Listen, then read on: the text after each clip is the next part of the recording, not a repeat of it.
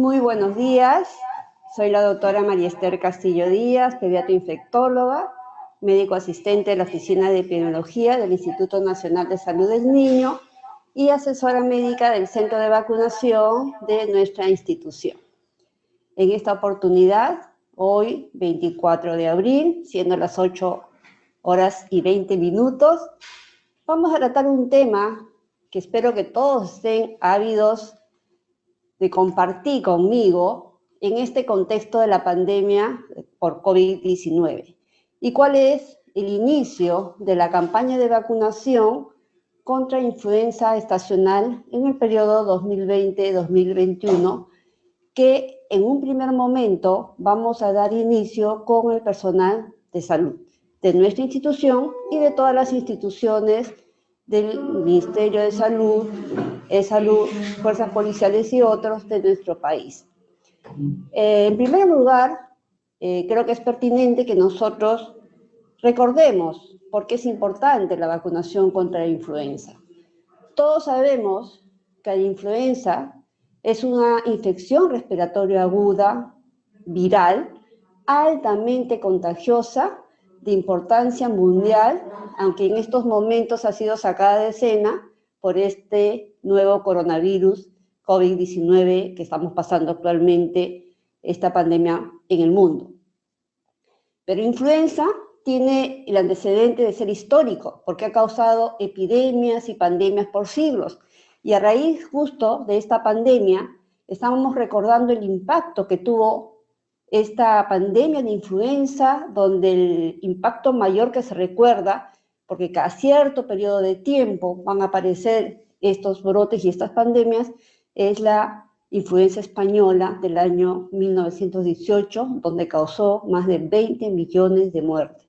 Obviamente eran otros escenarios, no había tanto avance en la ciencia, en la investigación y sobre todo, el punto importante es que no había gran desarrollo de las vacunas, que sabemos que hoy por hoy se constituyen como la mejor estrategia en la prevención y control de enfermedades desde el punto de vista de salud pública, ¿no?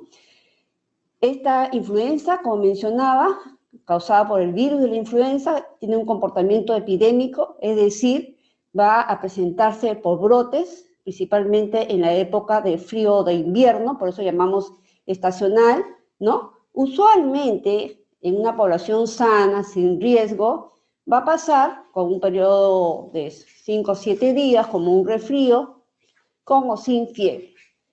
Sin embargo, el impacto de esta enfermedad infecciosa, sumamente contagiosa, se va a presentar cuando se disemina o toma contacto con los grupos de riesgos o grupos vulnerables que todos conocemos. Para el caso de influenza, al igual que para la infección por COVID-19, comparten los mismos grupos de riesgo, es decir, las personas mayores de 65 años, toda aquella persona que tenga comorbilidad, principalmente para el caso de influenza se ha visto obesidad, enfermedades pulmonares, para el caso del COVID se ha asociado mucho problemas de hipertensión, ¿no? O diabetes, o otras enfermedades crónicas que en ellos sí, si se infectan, pueden darles complicaciones, inclusive hasta las muertes, ¿no? Entonces, ¿por qué decimos que todo año hay influenza? Sabemos que las características de muchos de estos virus son virus que van cambiando y tienen lo que llamamos pequeños cambios que ocurren durante el tiempo. Entonces, en ese contexto se llama influenza estacional o interpandémica que ocurre cada año, en la cual es causada por la circulación del virus del grupo A o el virus del grupo B, que evolucionan gradualmente a través de mutaciones y cambios pequeños. Los pequeños cambios condicionan que el mismo virus de un año sea diferente al año siguiente, pero muy pequeños cambios. Pero cuando ocurren grandes cambios, donde la estructura del virus es totalmente diferente, sea por recombinación, es que ocurren las pandemias porque aparece como un nuevo virus que surge de las recombinaciones, ¿no? Nuestra última pandemia fue la del H1N1 en el año 2009, ya vamos más de 10 años, Obviamente no ha tenido el impacto que tiene este nuevo coronavirus que nos aqueja actualmente, ¿no? El virus influenza pertenece a la familia de Orthomyxoviridae. Es un virus RNA que requiere entrar a una célula para replicarse y en función de la constitución de su capa externa, la capa lipídica, se divide en 4 tipos, grupo A o grupos, grupo A, grupo B, grupo C y grupo D.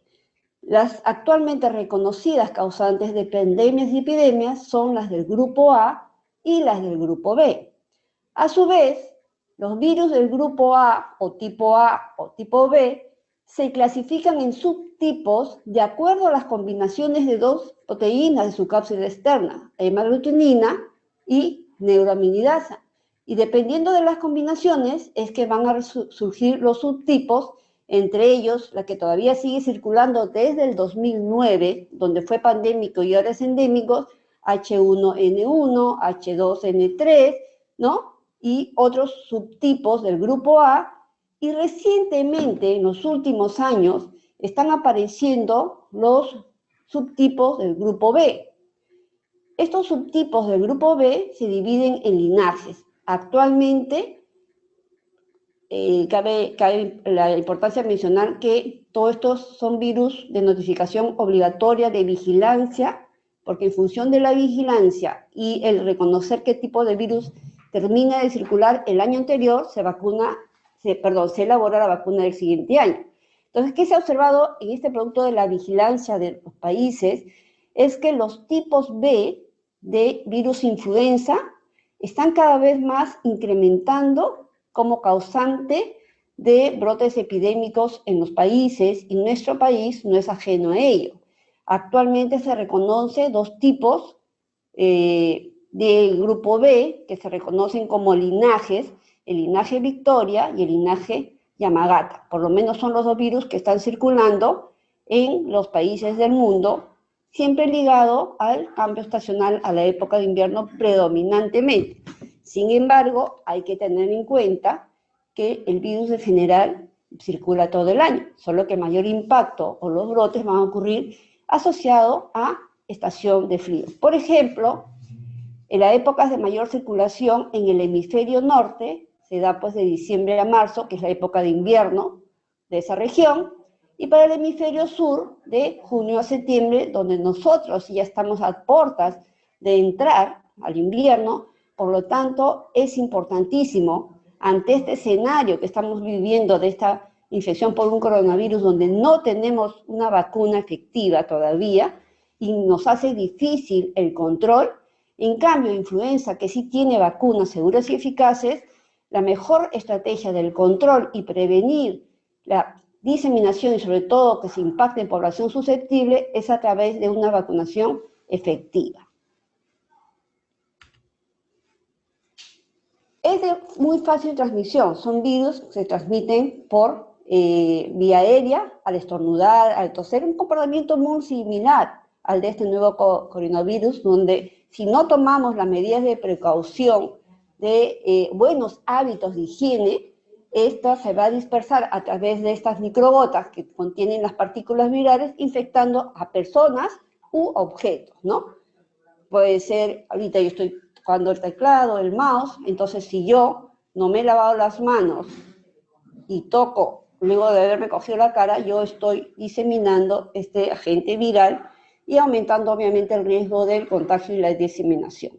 Obviamente, un brote de influenza tiene riesgo, sobre todo cuando ocurre dentro de instituciones o de ambientes cerrados, como puede ser, por ejemplo, residencias de ancianos, como pueden ser guarderías, o que ocurra un brote en el hospital o en las escuelas, que va a condicionar, por un lado, ausentismo escolar, por otro lado, ausentismo laboral, y dentro de los hospitales, estancias prolongadas o complicación, y todo eso se mide desde el punto de vista de salud pública, el impacto económico y social que pueda condicionar estas enfermedades. ¿Y quiénes son las personas de alto riesgo de desarrollar complicaciones relacionadas a influenza, ¿no? Complicaciones y muerte, ya lo hemos mencionado. Para el caso de la influenza en el brote del 2009, de la agente H1N1, se vio que las personas obesas o que la obesidad era el factor que más se asociaba a aquellas personas de edad media, ¿no?, entre los 40 y 60 años, que se complicaban. Para el caso de H1N1 era gente de edad media económicamente productiva, no eran los adultos mayores, ¿no? Y que el factor de riesgo asociado en esa población que se complicó y se murió fue obesidad, entre otras complicaciones o factores de riesgo asociadas, como ya hemos mencionado, además, enfermedades respiratorias, sobre todo los cuadros de asma, enfermedad pulmonar crónica, antecedentes de fumador, bronquitis crónica, o sea, todas las enfermedades pulmonares crónicas, obviamente, si estas personas se infectan con el virus, tienen la chance de hacer complicaciones como neumonía principalmente. Un grupo importante dentro de influenza son las personas con diabetes. La diabetes, sabemos, es una condición que expone al individuo porque su sistema inmunológico no responde adecuadamente, por lo tanto tiene más chance de hacer complicaciones. Enfermedades cardiovasculares, renales o hepáticas crónicas, obviamente pacientes inmunodeprimidos. Y yo quiero gestantes, niños menores de 5 años que tengan comorbilidad y el adulto mayor igual de 65 años. Sin embargo, en esta oportunidad yo quiero destacar que dentro de los grupos de riesgo estamos considerados nosotros, el personal de salud. Por lo tanto, el personal de salud, nosotros, tenemos que tomar conciencia de la importancia de que debemos primero cuidarnos, en estos momentos hacer uso adecuado y buen uso de los equipos de protección respiratoria, higienización adecuada de manos y vacunación efectiva, porque nosotros somos los que vamos a atender a la población. Si no nos cuidamos, no nos protegemos, definitivamente no vamos a cumplir ese rol para el cual nosotros nos hemos formado. Cuadro clínico, ya sabemos, influenza o gripe, o también reconocido como un síndrome gripal, ¿no?, porque varios agentes pueden estar implicados en un cuadro inicial. Tan es así que un cuadro inicial tanto de influenza gripe puede ser similar a un cuadro de coronavirus en las formas leves o iniciales que se está presentando. Entonces, si el cuadro clínico es similar, imagínense ustedes si no tomamos medidas para mitigar o disminuir la exposición del virus de influenza, que va a comenzar a circular ya en esta época de frío, si es que no está circulando, entonces se va a sobreponer la infección por el virus influenza, con el coronavirus, el respiratorio syncytial, todos los agentes virales respiratorios que epidemiológicamente y de acuerdo a nuestra vigilancia comienzan a circular con mayor cantidad en esta época de otoño-invierno. Entonces, el Ministerio de Salud ha sacado una resolución que les voy a mostrar más adelante, en la cual estamos en este escenario, bajo ciertas consideraciones, tenemos que ya iniciar la campaña de vacunación y en un primer momento se ha determinado que sea con el personal de salud por las condiciones que yo les acabo de mencionar. El cuadro clínico, como le digo, es un cuadro agudo, ¿no? Puede haber fiebre, y cuando hay fiebre, generalmente fiebre alta, más de 39 grados, mialgias, malestar general, ¿no? Puede haber escalofríos que preceden a la fiebre. Muchas veces se presenta solamente fiebre, 2 o 3 días, fiebre alta, malestar, decaimiento, y luego se agrega o dolor de garganta, tos, congestión nasal, puede estar o no asociado a diarrea, ¿no? Esto es lo que se vio en la epidemia del 2009, cuáles fueron las características clínicas. Las complicaciones, como mencioné, principalmente son las neumonías, cuando son neumonías viral, o sea, como infección primaria del virus, que generalmente se da en los grupos de riesgo que hemos mencionado, que es un compromiso, patrón intersticial, generalmente bilateral, que se va a traducir en una dificultad respiratoria aguda, ¿no?, con obviamente insuficiencia respiratoria, que va a requerir muchas veces hospitalización porque el compromiso es bilateral.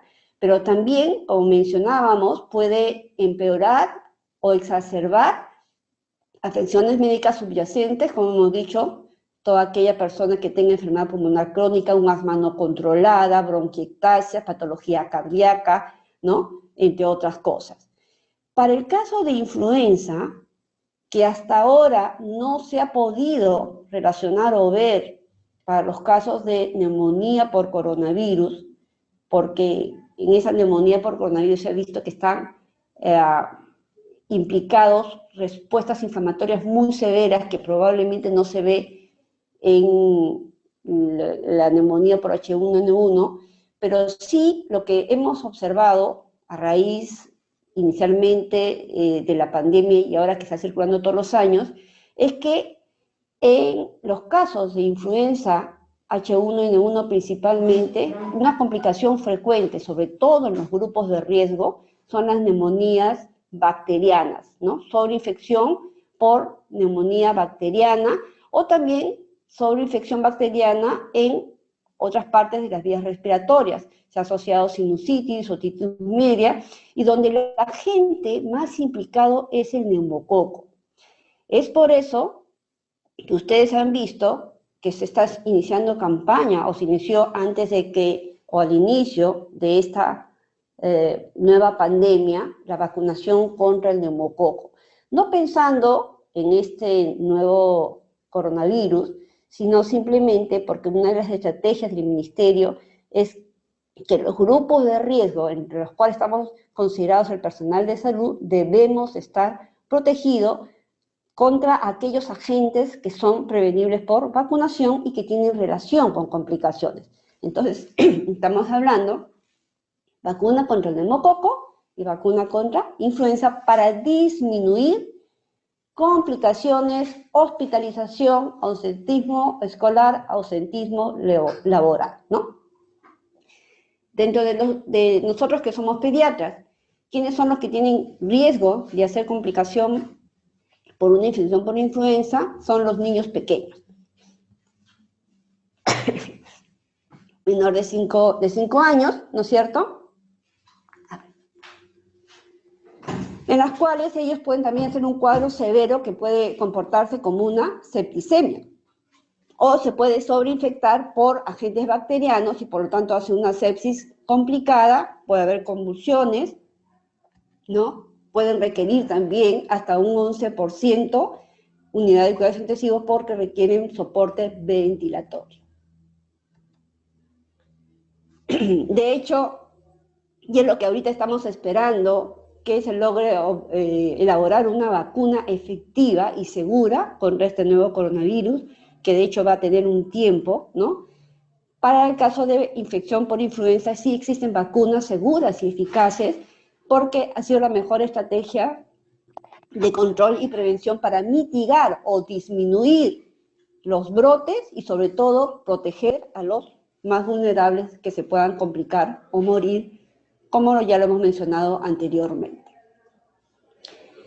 Yo les mencionaba que es de vigilancia por los países que conformamos, en este caso, el Fondo Rotatorio, pertenecemos a la Organización Mundial de la Salud o la Organización Panamericana de Salud, en la cual es de vigilancia los virus que circulan predominantemente, ¿no? Para poder determinar cuál va a ser la composición viral para el siguiente año.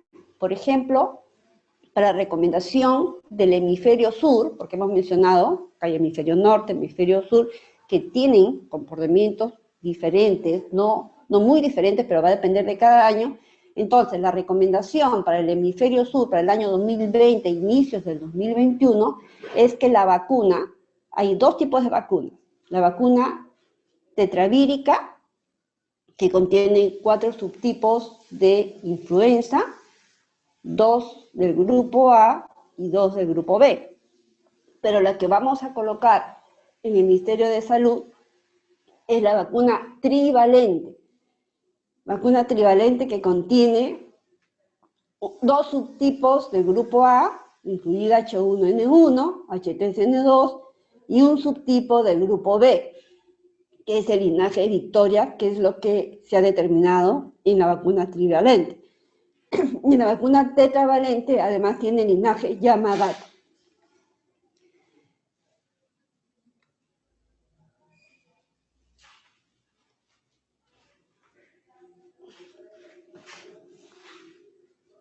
Es un poco complicado, van a disculpar hablar con una mascarilla que se me seca la garganta. Basado en la epidemiología de los virus circulantes, como les mencionaba de la temporada anterior, la Organización Mundial de la Salud identifica los virus que han circulado, da las recomendaciones oficiales para la composición de las vacunas del año siguiente, ¿no? Como les he mencionado. Hay una observación que para el caso, por ejemplo, del grupo B, es un poco difícil precidir cuál de los dos linajes va a predominar, ¿no? ¿Será el Yamagata, será el Victoria? La determinación para el año 2020-2021 que está predominando el linaje Victoria, que es la que va a tener la composición del virus o de la vacuna trivalente. Esta vacuna trivalente tiene una eficacia mayor, sobre todo en el contexto que va a proteger más del 80% para prevenir casos graves. El objetivo de toda vacunación inicialmente es disminuir morbilidad y muerte y por lo tanto disminuir hospitalizaciones. Y la vacuna de influenza también tiene este objetivo en la cual una vacunación eficaz de toda la población de forma sistemática puede disminuir hasta un 80% las complicaciones y por ende las enfermedades, las hospitalizaciones. La eficacia va de un 40 a 70%.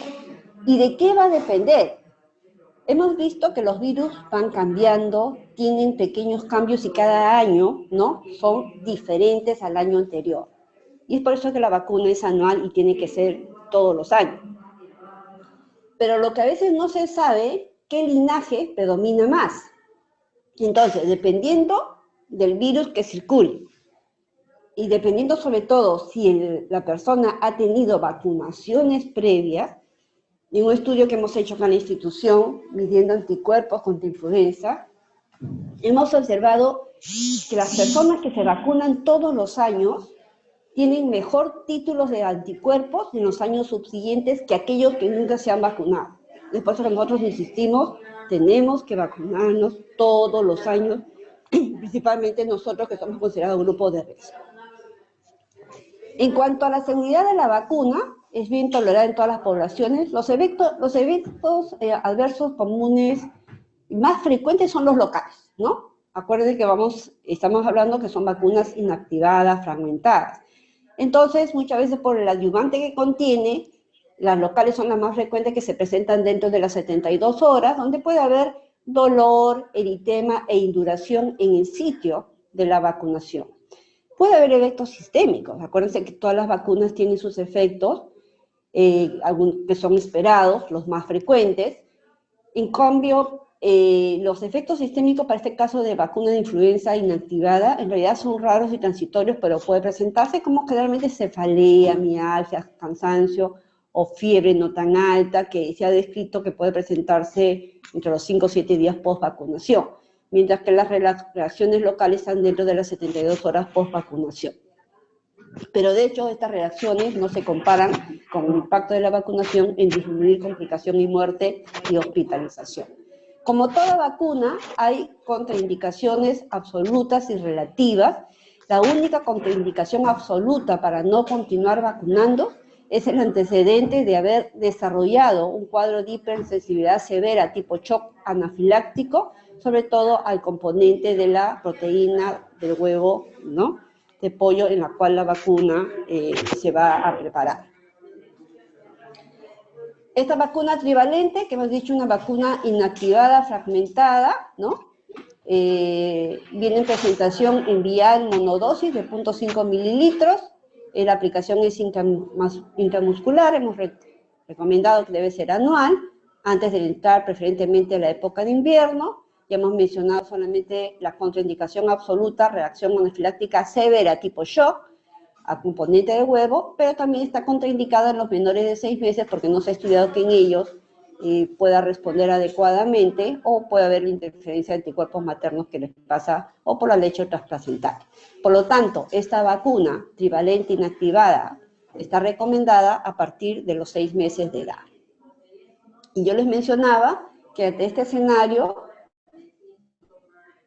¿qué dice?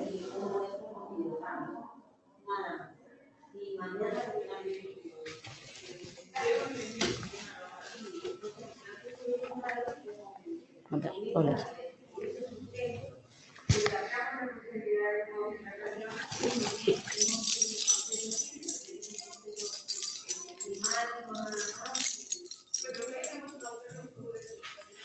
Disculpen, ya, muy bien. Entonces, ya estamos terminando, porque quizás lo más importante son las dudas o preguntas que puedan tener.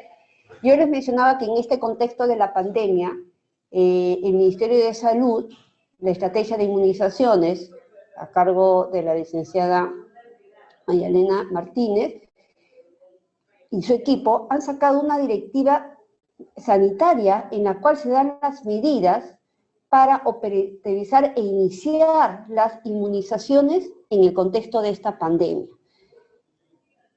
Entre todos los impactos que ha condicionado esta pandemia, y algo que nos preocupa mucho, es que se han disminuido o no se han podido vacunar a la población en el calendario regular, sobre todo los menores de 5 años, ¿no? Y ustedes saben que es muy peligroso dejar de vacunar, porque va a haber mucha población susceptible y pueden comenzar los brotes. Por eso se hace ya necesario en este contexto, bajo ciertas consideraciones, usar o plantear las estrategias para comenzar a vacunar a nuestra población susceptible, en este caso la población infantil, empezando con nosotros en estos momentos. Gracias. ¿Qué dice esta norma técnica? Que probablemente está colocado ya en el portal de MINSA y todo el mundo puede acceder para leer. Una de las disposiciones específicas es que durante esta pandemia COVID-19 debemos garantizar la vacunación a los recién nacidos dentro de las primeras horas según el Esquema Nacional de Vacunación. Eso sí tiene que darse. ¿Cuáles son las vacunas? Conocemos, hepatitis B de recién nacido y la vacuna BCG. Pero además de garantizar a esta población de recién nacidos, es que se recomienda vacunar contra neumococo e influenza al personal de salud sano que viene elaborando los servicios de salud a nivel nacional. Las actividades de vacunación regular se reiniciarán cuando empiece el descenso de la curva epidémica, que Dios mediante esperemos que ya esté en 1 o 2 semanas máximo, pero deberán ser restringidos con horarios diferenciados para la atención hasta el descenso de la curva epidémica, ¿no? Se va a tener que respetar y cumplir las recomendaciones del distanciamiento social, del uso de mascarillas, todas las medidas de protección respiratoria y de higienización de manos y de equipos, ¿no? Para poder disminuir pues, el riesgo, en este caso, de la exposición a este nuevo coronavirus, ¿no? Ahora, yo les mencioné que para el personal de salud, las 2 vacunas que sí o sí deberíamos nosotros tener, y eso es una obligación, acá no hay excusas que valgan, es vacunación contra influenza, que es el motivo de la charla que yo estoy compartiendo con ustedes, ¿no? En las cuales, dentro de nuestra norma técnica, esta vacuna de influenza inactivada, trivalente, gratuita, está indicada a partir de los lactantes mayores de 6 meses de edad, ¿no es cierto? Para el caso del calendario MINSA, la recomendación es 6 meses a 2 años de edad, mujeres gestantes, personas de cualquier edad que tengan comorbilidad, mayores de 60 años, población vulnerable y personal de salud, entre otros, además de personal militar y de seguridad pública, ¿no? Son los grupos considerados de riesgo inicialmente en las cuales deberíamos iniciar la campaña de prevención con vacunación efectiva con las consideraciones del contexto actual que estamos viviendo. Y todo eso se describe muy bien en esta norma.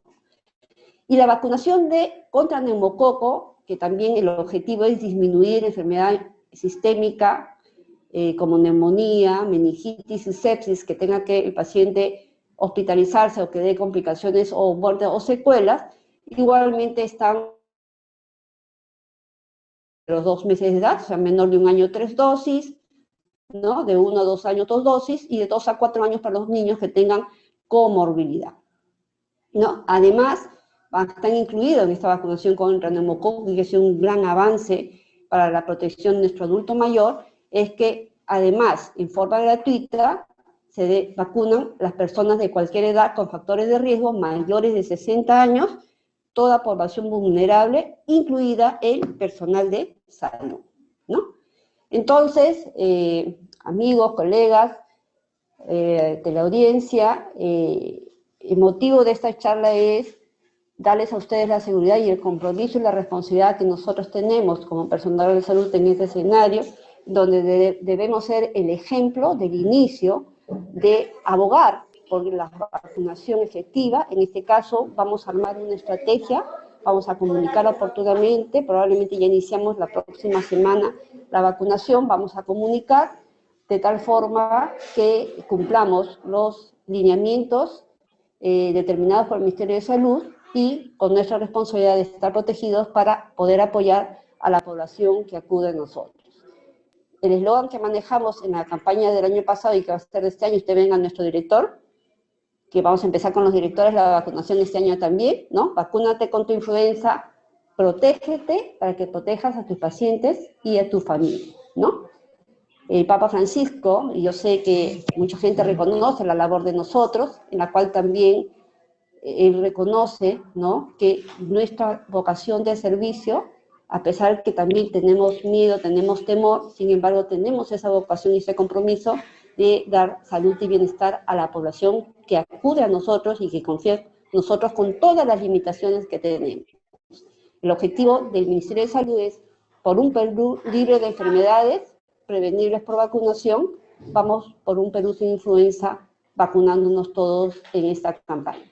Muchas gracias por la atención. Doctora, hay algunas preguntas. Ok. La doctora pregunta si aquellos pacientes o personas que están con tratamiento inmunosupresor pueden recibir la vacuna. De influenza. De influenza. Sí. Claro que sí. Hay que tener en cuenta que esta es una vacuna inactivada de fracciones de componente viral. Por lo tanto, no tiene mayor contraindicación que no sea que el paciente que esté con tratamiento esté descompensado. Es decir, todo paciente que esté o con quimioterapia o que esté con tratamiento inmunosupresor, hay que tratar de compensarlo y puede vacunarse. Es más, se recomienda que inclusive dado el impacto de la influenza que puede tener esta población, inclusive se puede obviar tanto su condición y vacunarlo antes de la época del invierno. ¿Por qué? Porque hemos dicho que es una vacuna inactivada, por lo tanto no va a producir enfermedad por la vacuna, y por otro lado que si no vacunamos, si hace influenza puede ser peor que vacunar en la condición en que está. En realidad, la recomendación es vacunación. ¿Alguna otra pregunta? Preguntan también si aumentan los eventos adversos si se vacuna al mismo tiempo la neumococo y la vacuna de influenza. Sí, muy buena pregunta. La recomendación, y hemos estado vacunando, es sobre todo el adulto mayor, influenza y neumococo. ¿Qué se ha visto? Que en realidad puede aumentar un poco más los efectos adversos cuando ponemos las dos vacunas, pero en líneas generales no es de impacto ni relevante versus a la protección, ¿no? En realidad es bastante segura y se puede poner ambos sin mayores incrementos de efectos adversos que no sean las locales. Okay. Muchas gracias. Agradecemos a la doctora por su participación.